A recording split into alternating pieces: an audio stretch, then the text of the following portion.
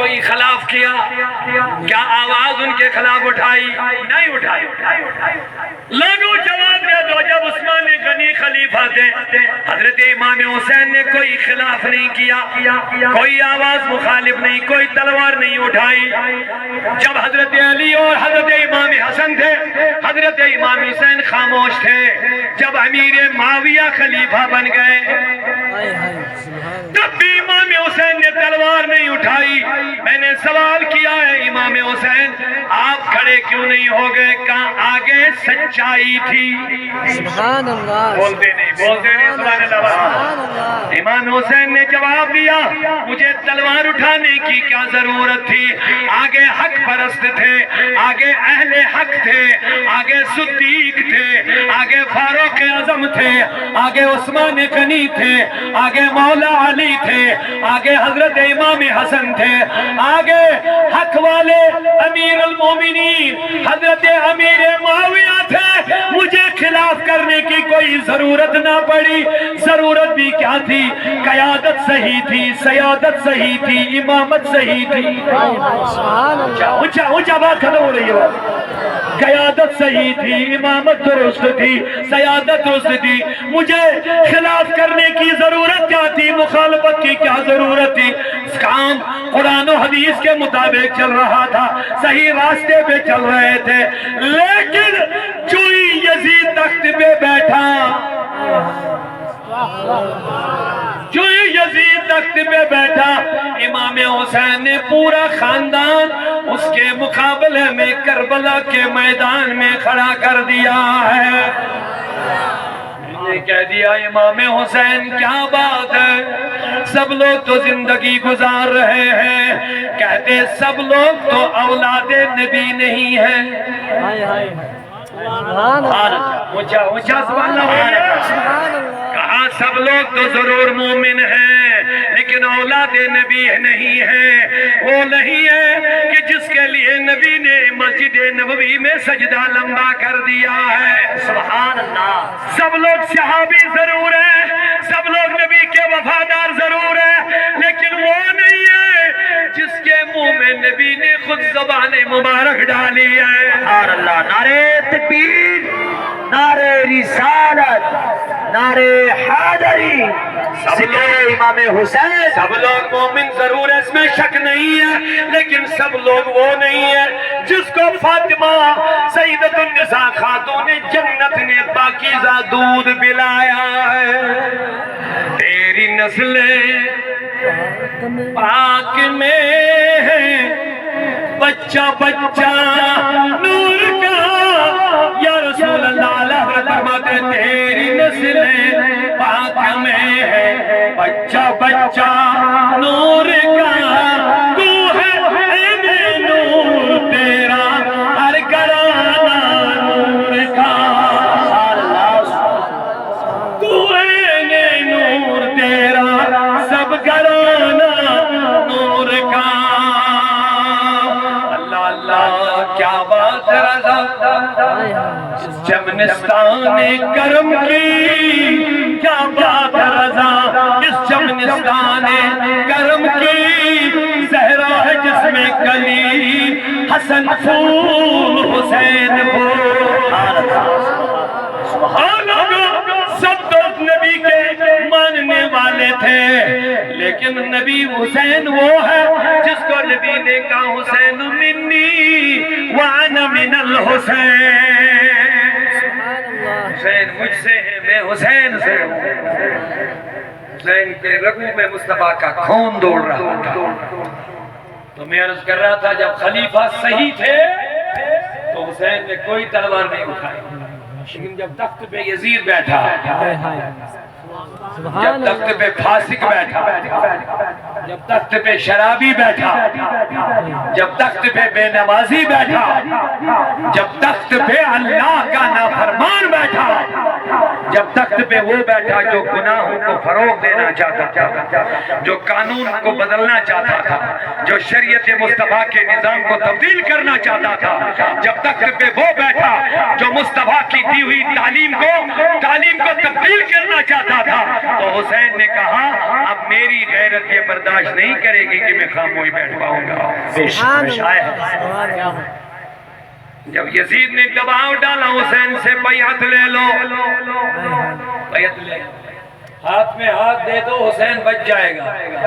کہا میرے بچنے کا معاملہ نہیں، نبی کے دین کے بچنے کا معاملہ ہے۔ سبحان اللہ۔ میرے بچنے کا مسئلہ نہیں، میں بچوں یا نہ بچوں، مصطفیٰ کی امامت بچے وہی سب کچھ ہے۔ حسین نے دین کی اہمیت کو سمجھتے ہوئے سب کچھ قربان کر لیا ہے۔ میں آپ سے معذرت کے ساتھ عرض کرنا ہوں، حسینی جلسے منانے والوں، حسینی کردار کے بنو، شراب کے خلاف، بدکاری کے خلاف، منشیات کے خلاف، بے حیائی کے خلاف اٹھو، کھڑے ہو جاؤ، اپنے گھروں میں کردار حسین پیدا کرو۔ اگر اہل بیت سے محبت کرتے ہو سچے نمازی بنو، سبحان اللہ۔ دین کی اسلام کی تعلیم کو عام کرو، کہہ دو انشاءاللہ۔ میں کہہ رہا ہوں نمازی بنو۔ امام حسین نے آخری سانسیں بھی سجدے میں لی ہے۔ لوگوں ذرا غور کرو، نماز کی اہمیت کو سمجھو، دین کی اہمیت کو سمجھو۔ اللہ کہتا ہے تم دنیا کو ترجیح دے رہے ہو، والآخر تو خیر ہوا آپ کا، حالانکہ آخرت ہی تمہارے لیے بہتر ہے۔ اب جو دین کی اہمیت کو سمجھتا ہے وہ حسین کی طرح اسلام پہ خون کا قطرہ قطرہ قربان کر دیتا ہے۔ جو برائیوں کو روکنا چاہتا ہے اسی کا نام حسین ہے۔ توجہ ہے؟ جو یزیدیت کے خلاف کھڑا ہو جاتا ہے اس کا نام کیا ہے؟ حسین۔ حسین نے یزید کا خاتمہ تو کر دیا لیکن یزیدیت کبھی نہیں ہے، کیونکہ باطل کبھی مٹتا نہیں۔ باطل کبھی فرعون کی شکل میں آتا ہے اور مقابلے میں موسیٰ کھڑا ہوتا ہے۔ باطل کبھی نمرود کی شکل میں آتا ہے۔ یہ شیطان جو ہمارا دشمن، جو میں پہلے کیا عرض کر رہا تھا، یہ شیطان باطل کبھی نمرود کی شکل میں آتا ہے لیکن حق کے عالم لے کر کے ابراہیم کھڑا ہو جاتا ہے، اور یہ باطل ابو جہل عتبہ اور شیبہ کی شکل میں کھڑا ہوتا ہے تو محمد رسول اللہ سامنے کھڑے ہو جاتے ہیں۔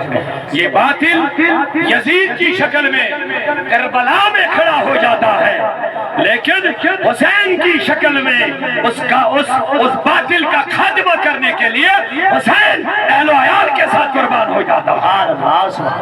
لیکن اب تھوڑا سا فرق میں عرض کروں گا۔ نمرود آیا تو خدائی کا دعویٰ کیا، فرعون آیا تو خدائی کا دعویٰ کیا، ابو جہل و عتبہ آیا تو صاف کفر تھے، لیکن کربلا میں کچھ الٹا ہو گیا، وہاں دونوں طرف نمازی تھے۔ کربلا میں کچھ مسئلہ بڑا پیچیدہ ہو گیا، وہاں حسین کے مخالفین بھی نمازی تھے اور حسین تو تھا ہی نمازی۔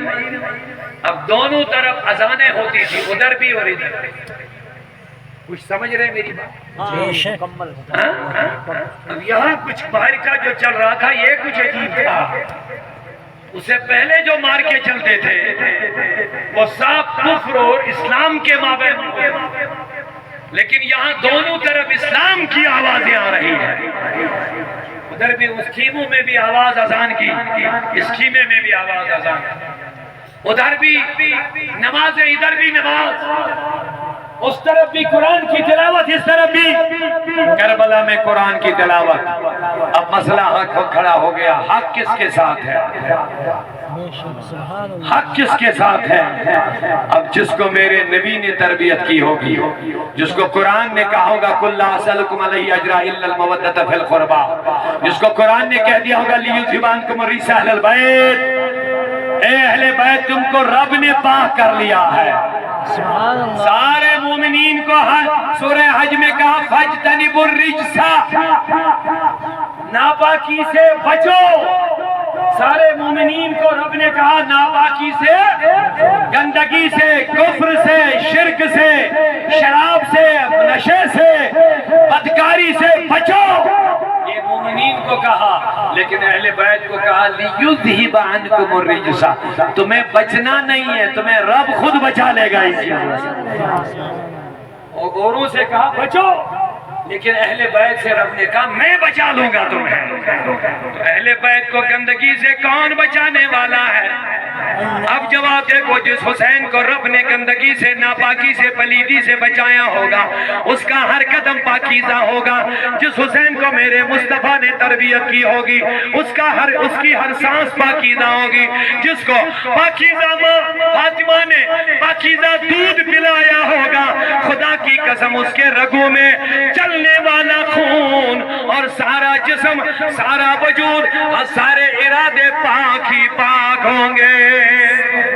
نعرے تکبیر، نعرے رسالت، ذکر شہدائے اعظم، نعرے تکبیر، نعرے رسالت۔ آپ بتائیں، دونوں طرف خیموں میں نماز ہوتی تھی، جماعت ہوتی تھی، لیکن امام حسین نے اپنی جماعت الگ کر دی۔ آج کل بہت سارے لوگ کہتے ہیں کہ آپ ان کے پیچھے نماز کیوں نہیں پڑھتے؟ اب ان کے پیچھے نماز کیوں نہیں پڑھتے؟ وہ بھی تو قرآن ہی پڑھتا ہے، وہ بھی تو قاری ہے، وہ بھی تو حافظ ہے، وہ بھی تو عالم ہے۔ میں نے کہا مجھ سے نہ پوچھ، کربلا کے شہسوار سے پوچھ، مجھ سے نہ پوچھ اس امام کے پیچھے کیوں نماز نہیں پڑھتا ہے، حسین سے پوچھ۔ کہا وہ کیا مطلب؟ میں نے کہا دونوں طرف جماعت تھی، دونوں طرف اذان دی، دونوں طرف قرآن تھا، دونوں طرف امامت، دونوں طرف تکبیر، دونوں طرف اقامت، دونوں طرف نعرہ تکبیر، ادھر بھی تکبیر، ادھر بھی کلمہ شہادت، ادھر بھی کلمہ شہادت۔ لیکن حسین بن علی میرے نبی کے نواسے فاطمہ کے بیٹے حیدر کرار کے بیٹے نے اس امام کے پیچھے نماز نہیں پڑھی۔ 20,000 سے زیادہ مقتدی تھے ادھر، ایک امام کے پیچھے 20,000 سے زیادہ مقتدی تھے نمازی، لیکن ادھر صرف 72 نوجوان۔ امام حسین، امامت کے اوپر امام حسین۔ میں نے سوال کیا حسین رضی اللہ عنہ مجھے بتا تم نے اس امام کے پیچھے نماز کیوں نہیں پڑھی؟ کہا جو میرے نبی کا وفادار نہ ہوگا، جو غدار صحابہ ہوگا، جو غدار نبی ہوگا، جو شرابی ہوگا، جو بد کردار ہوگا، جو بدعقیدہ ہوگا، حسین اس کے پیچھے نماز پڑھنے والا نہیں ہوگا۔ جب امام ابو بکر جیسا ہوگا حسین پیچھے نماز پڑھے گا، جب امام عمر جیسا ہوگا حسین پیچھے نماز پڑھے گا، جب امام عثمان غنی جیسا ہوگا تو حسین پیچھے نماز پڑھے گا، جب امام مولا علی اور حسن جیسا ہوگا تو حسین پیچھے نماز پڑھے گا۔ اور مجھے کہنے دو حسین نے اعلان کر دیا جب امام امیر معاویہ رضی اللہ عنہ حسین پیچھے نماز پڑھے گا، لیکن جب امیر معاویہ کا بیٹا یزید فاسق تخت پہ آئے گا حسین پیچھے نماز پڑھنے والا نہیں ہے۔ نعرے تکبیر، نعرے رسالت، نعرے حیدری، نعرے رسالت۔ قتل حسین اصل میں مرگ یزید ہے، اسلام